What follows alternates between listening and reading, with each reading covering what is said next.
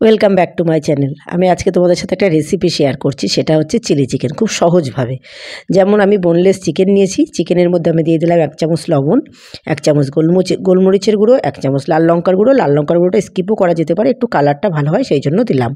1 চামচ কর্নফ্লাওয়ার, দিলাম 1 চামচ ময়দা। এবার আর এর মধ্যে দিয়ে দেবো একটা ডিম, একটা গোটা ডিম এর মধ্যে ভেঙে দেব। আর দিয়ে দিলাম আদা আর রসুন বাটা।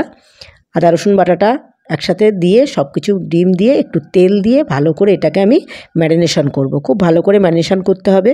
ম্যারিনেশনটা ভালো করে না হলে কিন্তু এই মশলাগুলো সব চিকেনের গায়ে ভালো করে না লাগলে চিকেনটার ভালো স্বাদ হবে না। এটা ম্যারিনেশন করে আমি ফ্রিজে 1 ঘন্টা মতো রেখে দেবো। তো 1 ঘন্টা ফ্রিজে রেখে দেওয়া ততক্ষণে আমি অন্যান্য মশলাগুলো রেডি করছি। যেমন আমি মৌরি আর গোটা গরম মশলার যে সমস্ত উপকরণ থাকে, আর দারচিনি, লবঙ্গ, এলাচ আর এক্সট্রা স্টার দিয়ে আমি সেই মৌরিটাকে একসাথে হালকা ভাজা করে একটু গুঁড়ো করে নিয়েছি, রেখে দিয়েছি। তারপরে আমি দেখো তেল গরম করতে দিয়েছি। আর 1 ঘন্টা হলে যে আমি ফ্রিজের মধ্যে রেখেছিলাম, 1 ঘন্টা পর আমি ফ্রিজ থেকে মাংসটা বার করে দেখলাম একটু হালকা জল জল ভাব হয়েছে। তো তার মধ্যে আর 1 চামচ কর্নফ্লাওয়ার দিয়ে ভালো করে গুলে নিলাম। দিয়ে তেলটা একটু ভালো করে মাখিয়ে নিলে শক্ত শক্ত হয়ে গেল আবার। তো এবার তেলটা গরম হয়ে গেছে, তেলের মধ্যে আমি চিকেনগুলোকে ভালো করে ভেজে নেব। তো একবারে হবে না, কারণ কড়াইটা ছোটো, চিকেনটা তো 500 গ্রাম প্রায় চিকেন আছে।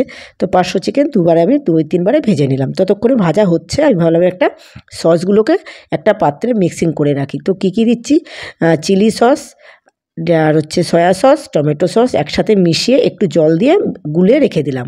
তো ওদিকে আমার চিকেনটাও ভাজা হয়ে গেছে। এইবার আমি কী দিচ্ছি এর মধ্যে দেখো, পেঁয়াজ, ক্যাপসিকাম, পেঁয়াজ পাতা, রসুন, আদা আর সেই মশলা করে রেখেছিলাম রসটা, আর হচ্ছে সয়া সস আর কর্নফ্লাওয়ারগুলো রেখেছি। তো চিকেনটা পুরোটাই ভাজা হয়ে গেছে। এবার আমি কড়াই চাপিয়ে দিয়েছি, অন্য একটা কড়াইয়ের মধ্যে যে চিকেন ভাজার পরে যে তেলটা ছিল সেই তেলেরই কিছুটা অংশ দিয়ে দিয়েছি। দিয়ে এর মধ্যে শুকনো লঙ্কা দিলাম, শুকনো লঙ্কা দিয়ে আর একটু রসুন কুচানো ছিল, রসুন কুচানোটা দিলাম। রসুনটা একটু হালকা ভাজা ভাজা হয়ে গেল। তারপরে আমি দিলাম পেঁয়াজ কুচানো, মানে পেঁয়াজ পাতা যে কুচানোটা সেটা একটু হালকা ভাজা ভাজা হয়ে গেলে দিলাম পেঁয়াজ কাটা যেটা ছিল কিউব করে করে, পেঁয়াজ আর ক্যাপসিকাম। তো পেঁয়াজ ক্যাপসিকামটা একটু নরম হওয়ার জন্য একটু লবণ দিয়ে দিলাম।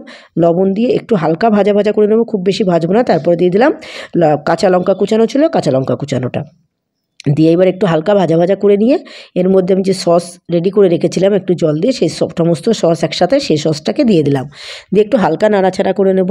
নিয়ে তার মধ্যে দিয়ে দিলাম চিকেনটা। তো ভাজা চিকেন যেটা, সেটা ভালো করে আবার নাড়াচাড়া করার আগে ভাবলাম একটু কয়েক দানা গোটা চিনি দিয়ে দিলাম। চিনিটা ভালো করে মাখা মাখা করে নিয়ে এর মধ্যে দিলাম যে ভাজা মশলা যেটা আমি রেডি করে রেখেছিলাম, সেই মশলাটা দিয়ে দিলাম। আর দিয়ে দিলাম 1 চামচ কর্নফ্লাওয়ার গুলে এর মধ্যে দিয়ে দিলাম একটু ঘন হওয়ার জন্য। তো দেখো আমার chilli chicken almost ready 5 minute পরেই। আর এই যে আমি ছোট্ট একটা কড়াইতে সার্ভ করেছি, এটা ফ্রায়েড রাইস, তারপর রুটি, পরোটা, লুচি সব কিছুর সাথে খেতে ভালো লাগবে। তো আজকে আমরা খাবো পরোটা দিয়ে, সেই জন্য এটা করেছি। পরোটা এখনও ভাজা হয়নি, একটু পরে ভাজা হবে। তো চলো, আজকের এই রেসিপিটা তোমাদের কেমন লাগলো অবশ্যই জানিও, জানাতে ভুলো না।